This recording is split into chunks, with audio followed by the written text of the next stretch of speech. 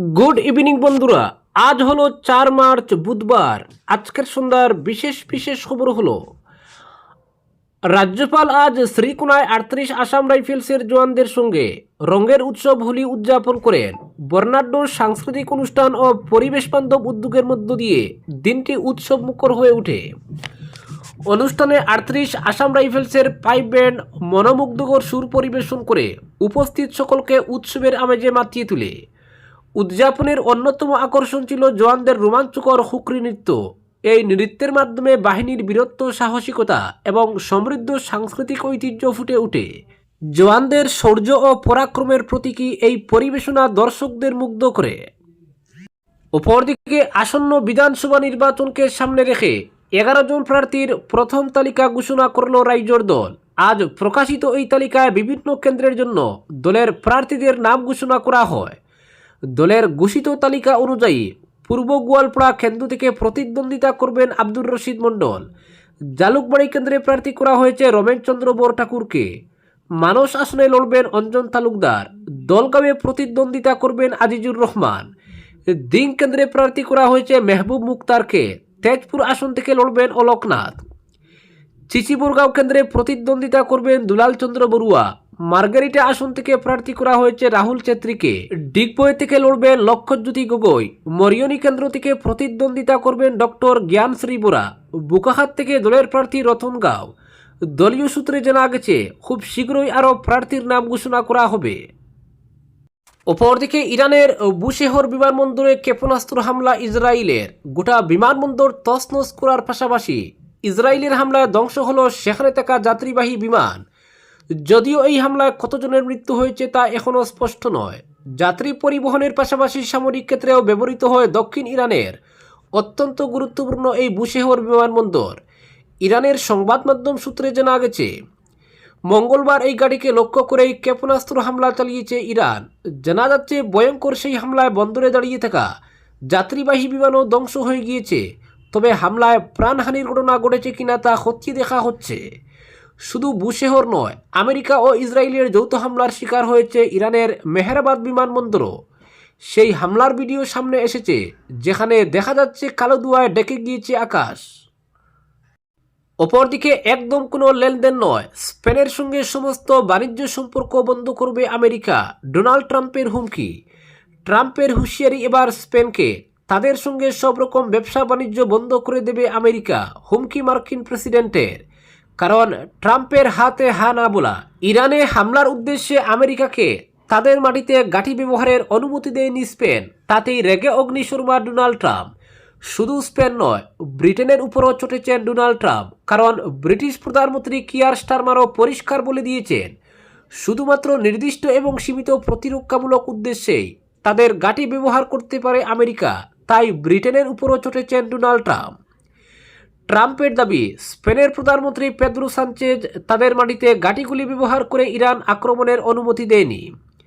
তাই স্পেনের প্রতি ক্ষোভ প্রকাশ করেছেন ট্রাম্প। তাদের এই প্রবণতাকে বিপজ্জনক বলেছেন ট্রাম্প। তিনি স্পষ্ট বলে দেন অর্থমন্ত্রককে নির্দেশ দেওয়া হয়েছে যেন স্পেনের সঙ্গে সমস্ত রকম লেনদেন বন্ধ করা হয়। তিনি বলেন, স্পেনে কিছু দুর্দান্ত মানুষ আছে কিন্তু ভালো নেতৃত্ব নেই। এর আগে স্পেন সরকার সাফ জানিয়ে দেয় যে ইরানি হামলায় তারা তাদের ভূখণ্ড ব্যবহার করতে দেবে না। এর জেরে স্পেনের রুটা ও মুরন সামরিক গাড়ি থেকে যুক্তরাষ্ট্র তাদের 15টি উড়োজাহাজ ও রিফুয়েলিং ট্যাঙ্কার সরিয়ে নেয়। স্পেনের প্রধানমন্ত্রী পেদ্রো সানচেজ রবিবার ইরানের উপর ইসরায়েল ও মার্কিন বাহিনীর যৌথ আক্রমণকে আন্তর্জাতিক আইন লঙ্ঘন বলে নিন্দা করে। পেদ্রো বলেন, এই আক্রমণ বিপজ্জনক সামরিক হস্তক্ষেপ। অপরদিকে পশ্চিম এশিয়ায় যুদ্ধের আগুন এবার নিয়ন্ত্রণের বাইরে। যুদ্ধের চতুর্থ দিনে ইরানের খোদ রাষ্ট্রপতি ভবনে আছড়ে পড়ল ইসরায়েল ও আমেরিকার যৌথ বাহিনীর মিসাইল। ইরানের supreme national security council building এবং অল পার্লামেন্ট হাউসের কাছে একের পর এক এয়ার স্ট্রাইক চালিয়েছে আমেরিকা। এই ঘটনার পরেই তেহরান সাফ জানিয়ে দিয়েছে ওয়াশিংটনের সঙ্গে আলোচনার পথ চিরতরে বন্ধ। পাল্টা হুমকি দিয়ে মার্কিন প্রেসিডেন্ট ডোনাল্ড ট্রাম্প জানিয়েছেন প্রয়োজনে আকাশপথের পাশাপাশি ইরানে গ্রাউন্ড অপারেশন বা স্থলপথে সেনা অভিযান শুরু করবে আমেরিকা। আগামী 24 ঘন্টার মধ্যে ইরানের মিসাইল ব্যবস্থা, ড্রোন এবং নৌঘাঁটি গুড়িয়ে দেওয়ার শখ করছে হোয়াইট হাউস। পাল্টাপাল্টি হিসেবে রিয়াদে মার্কিন দূতাবাসে হামলা চালিয়েছে ইরান। ভারতের অর্থনীতির জন্য সবথেকে বড় দুঃসংবাদটি দিয়েছে ইরানের রেভলিউশনারি গার্ড। হরমুজ প্রণালী দিয়ে ভারতের তেলবাহী জাহাজ চলাচল সম্পূর্ণ নিষিদ্ধ করেছে ইরান। তেহরান স্পষ্ট জানিয়েছে এই জলপথ কেবল তাদের বন্ধু দেশ রাশিয়া এবং চীনের জন্য খোলা থাকবে। অন্য কোনো দেশের জাহাজ এই পথ পার হওয়ার চেষ্টা করলে তা সরাসরি উড়িয়ে দেওয়া হবে।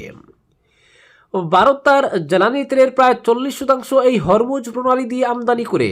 বর্তমানে ভারতের কাছে মাত্র 50 দিনের অপরিশোধিত তেল মজুত আছে। এছাড়া 25 দিনের মতো এলএনজি ও এলপিজি মজুত রয়েছে। যদি দ্রুত এই জলপথ ভারতের জন্য না খোলা হয় তবে দেশে পেট্রোল ডিজেলের আকাল এবং আকাশছোঁয়া মূল্য বৃদ্ধি কেউ আটকাতে পারবে না।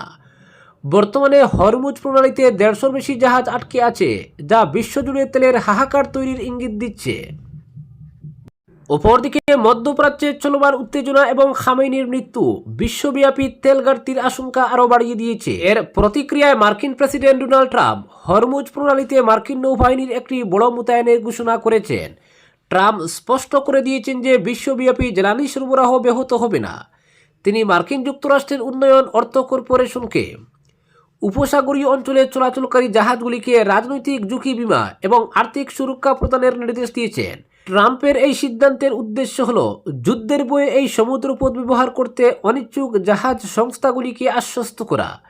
ট্রাম্প সোশ্যাল মিডিয়ায় সতর্ক করে বলেছেন যে পরিস্থিতির অবনতি হলে মার্কিন নৌবাহিনী হরমুজ প্রণালী দিয়ে বাণিজ্যিক জাহাজ এবং তেল ট্যাঙ্কারগুলিকে পাহারা দেবে। তিনি জোর দিয়ে বলেন যে আমেরিকার সামরিক ও অর্থনৈতিক শক্তি বিশ্বের মধ্যে সবচেয়ে বড় এবং যে কোনো মূল্যে তেলের প্রবাহ নিশ্চিত করা হবে।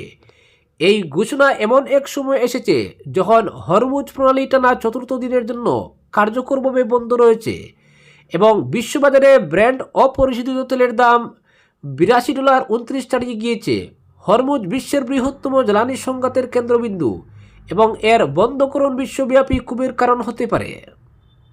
অপরদিকে আমেরিকার প্রতিরক্ষা দপ্তর সূত্রে দাবি করা হয়েছে এই সামরিক সংঘাতের শুরু থেকেই তাদের লক্ষ্য ছিল যে যেভাবেই হোক ইরানের নৌসেনাকে দমাতে হবে, আর সেটাই করে দেখানো হয়েছে।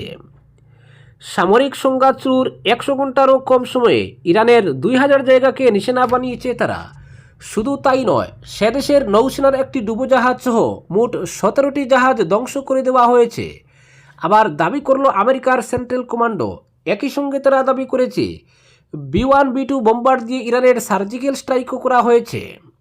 মার্কিন নৌসেনা কর্তা অ্যাডমিরাল ব্র্যাড কুপার একটি ভিডিও বার্তায় এমনই দাবি করেছেন।